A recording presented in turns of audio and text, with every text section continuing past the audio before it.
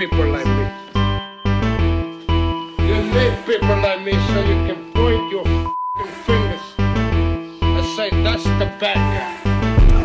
That's the bad guy. That's the bad guy. That's the bad guy. That's the bad guy.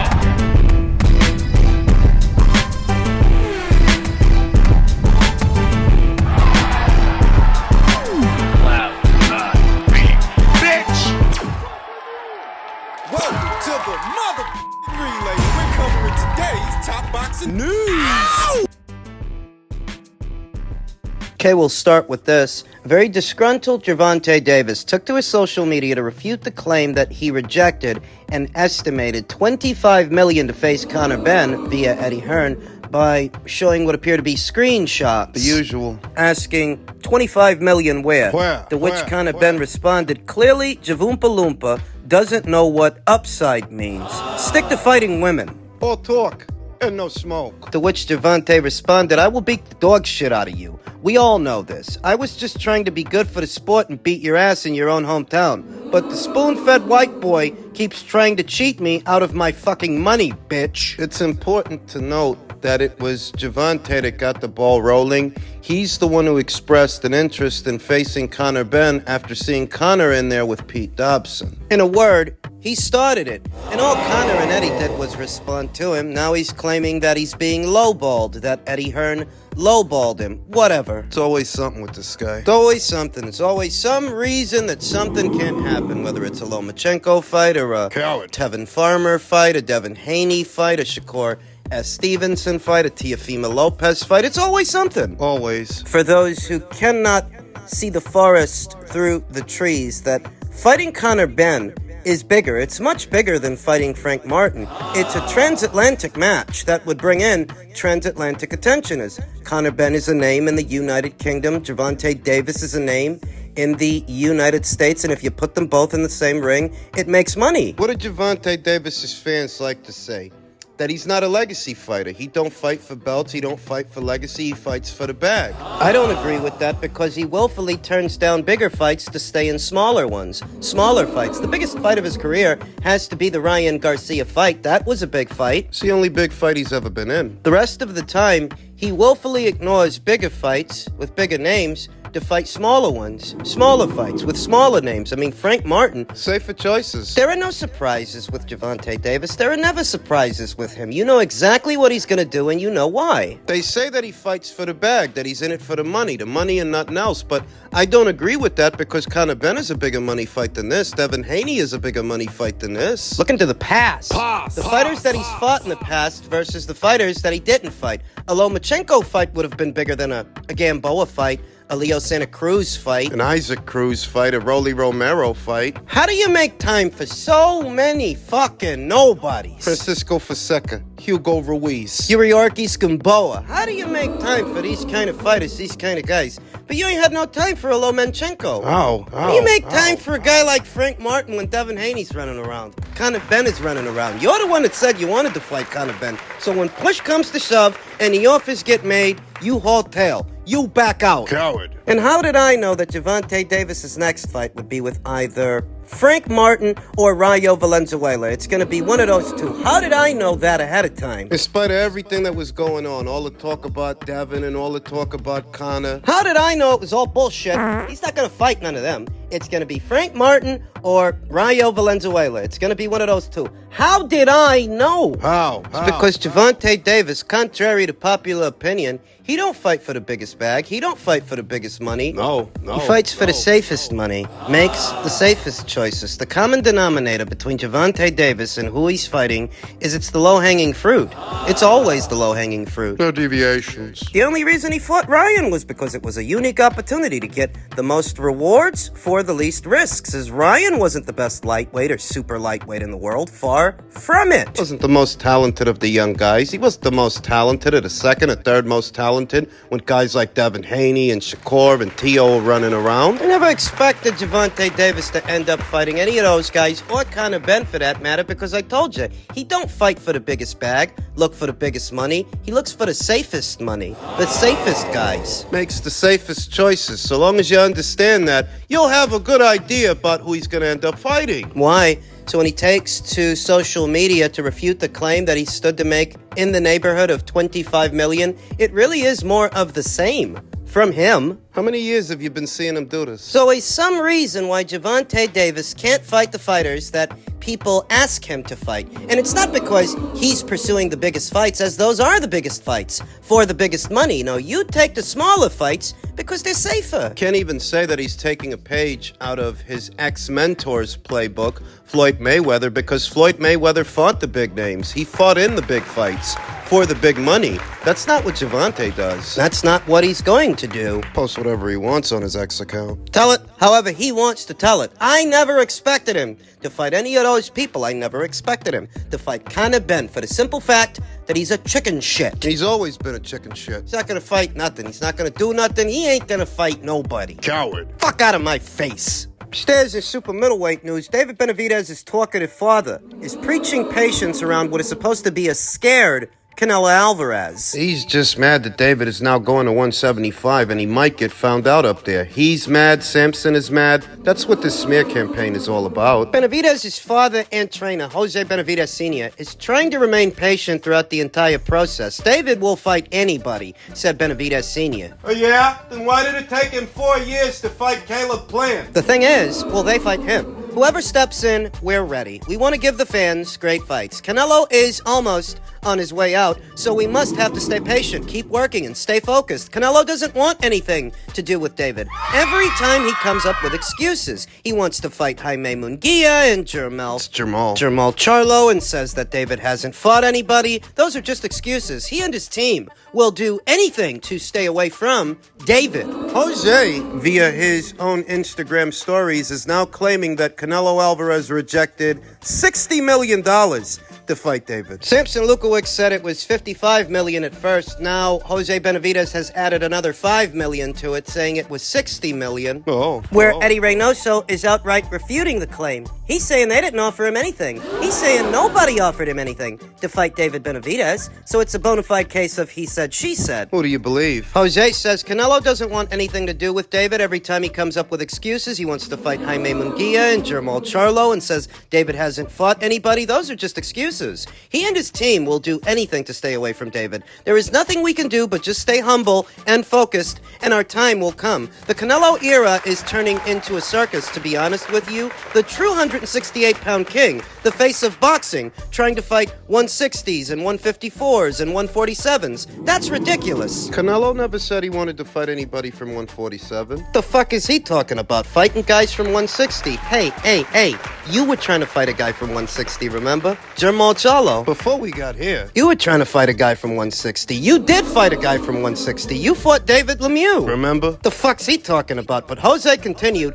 that's not good for boxing. That's not cool. That's why Canelo's fans are coming over to David now. No, they're not. You just fought Demetrius Andrade on pay-per-view. How many fans came over to buy it? How many of Canelo's fans? What did that do at the box office? What did it do, Captain Crunch? You tell me. How many of Canelo's fans bought that fight? He continued. Imagine if we were doing that and fighting the little guys. Imagine us trying to fight Terrence Crawford. Canelo ruled out Terrence Crawford. My respect to Terrence Crawford, but that's a little guy. There is no way Crawford can beat him. Canelo ruled out Terrence Crawford. The fuck's this guy talking about? He live under a rock or something? Canelo Alvarez openly ruled out a Terrence Crawford fight, and for that, some people are accusing him of avoiding Terrence Crawford. With Canelo Alvarez, He's damned if he does, and he's damned if he doesn't. If he does fight Terrence, they criticize him for fighting a little guy. If he doesn't fight Terrence, they accuse him of ducking. for years they accused him of ducking slick black fighters, even though he's fought more slick black fighters than some of these black fighters. Consider that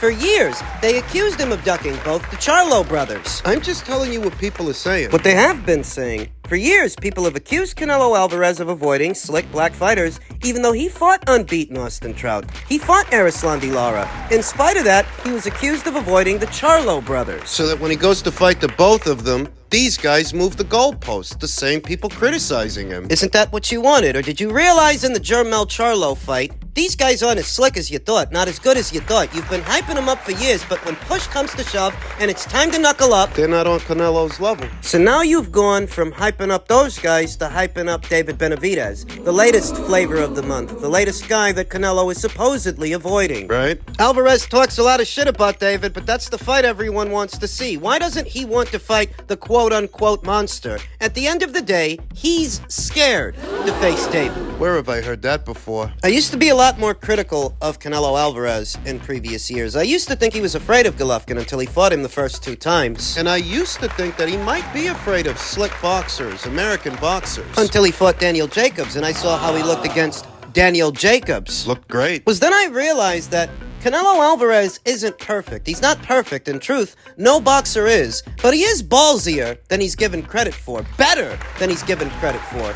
Better than all these guys his critics like to hype up. No, Canelo isn't perfect, but at least he fought Erislandy Lara. The Charlo brothers never did. Neither did Demetrius Andrade. No, Canelo isn't perfect, but at least he fought Daniel Jacobs. The Charlo brothers never did. Andrade never did. No, Canelo isn't perfect, but at least he unified the super middleweight division. David never did, and David Benavidez was there first. He was there long before Canelo Alvarez. He had the chance to unify that division, and he didn't. No, Canelo isn't perfect, but he didn't lose his belt outside of the ring 2 times fucking around, treating his nose. Filling his belly. Yeah, people get mad at me when I give Canelo Alvarez the benefit of the doubt over these other guys, but it's because these other guys haven't paid their dues. What you're seeing from Samson Lukowicz and what you're seeing from Jose Benavidez is a smear campaign because they're angry. They're frustrated that now David is going to go up to light heavyweight and he might get found out up there. They're frustrated. Let me remind you of something.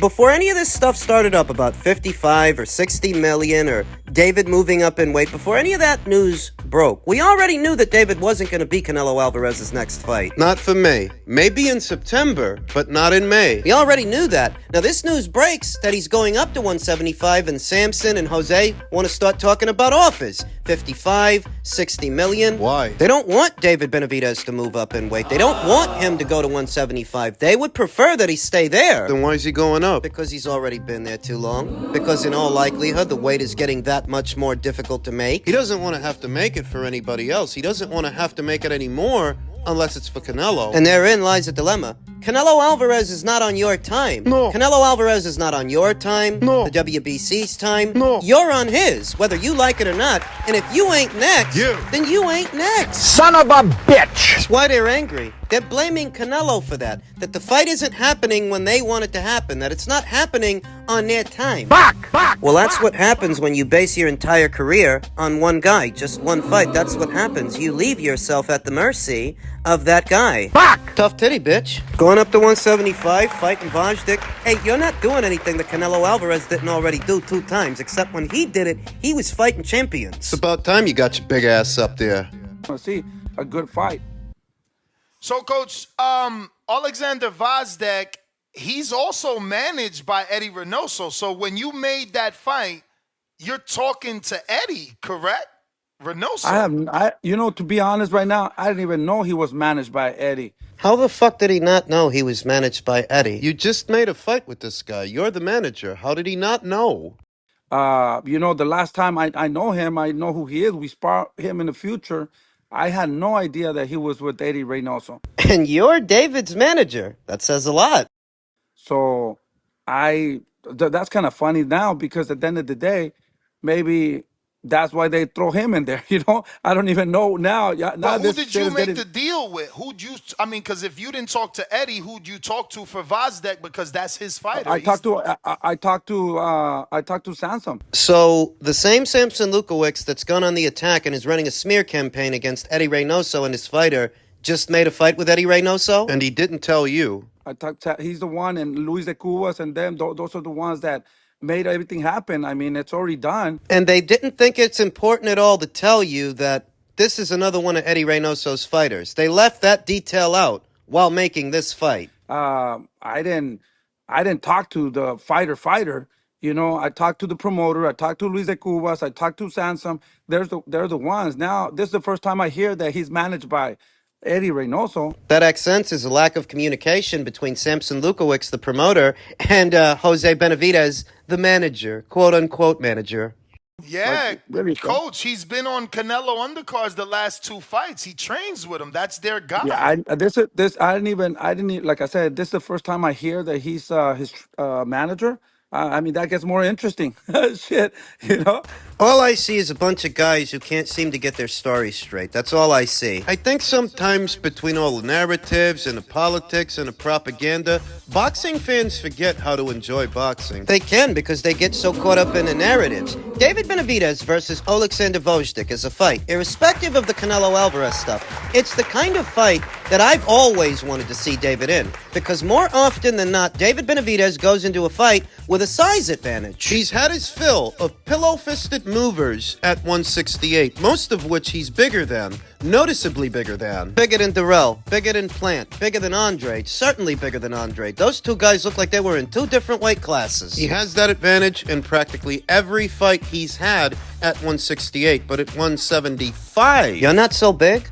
You're not so strong? It's intriguing. It's a genuinely intriguing fight. More intriguing to me than any fight that David has had at 168. And that's what's getting lost in the sauce here. Yeah, Samson Lukowicz and Jose Benavidez might be angry that now David's moving up to 175 where they would like for him to just stay at 168. Play it safe. Wait for Canelo. In all likelihood, David's body is not allowing him to do that. So instead of boiling down to 168, He's going to give his body a break and move up to 175. They're not going to tell you that, but that's what I think it is. they don't want him to roll the dice up there, and that's why a lot of David's supporters, quote-unquote supporters, that's why they're angry too. That's why they're still focusing on Canelo instead of this fight, which is a good fight. It is an intriguing fight, and it's not asking a lot. David was never going to be next. He wasn't going to be next for Canelo in May, and we already knew that. And if you've been following this channel the last few weeks and months, you will have heard me ask, since David isn't next for Canelo, what the fuck is David gonna do? He's not keen on fighting Morrell. Making 168 isn't getting easier to make, so what is he gonna do? Who is he gonna fight? Because he has to fight. Can't just sit on the shelf. Now we have our answer, in what I think is a very intriguing fight. But the fight itself does not seem to be the center, the focus of the conversation, the crux of it. No, the crux of it seems centered around Canelo Alvarez. Canelo Alvarez still, who David was never gonna fight in May anyway. What's your point? Samson Lukowicz saying what he's saying, Jose Benavidez saying what he's saying, all the stuff about Canelo Alvarez being scared. No, you're just frustrated. You're angry and a bit nervous that now David's going up there. He's going up there with the big boys where he should have been a long time ago. And he may not be a monster up there. It happens. Just because you were king shit at one weight doesn't mean you'll be king shit in the next. You wanted him to sit on his hands, play it safe at 168, and his body won't let him do that. You've had your fill of pillow-fisted non-punchers who move around at 168. Now David might end up opposite the ring more durable guys who take a better shot, give a better shot. Guys David Benavidez doesn't overpower, doesn't tower over. You don't like it. Why would you like it? He's going up there rolling a dice, taking a risk, and it ain't for big money. That's why they're all crying.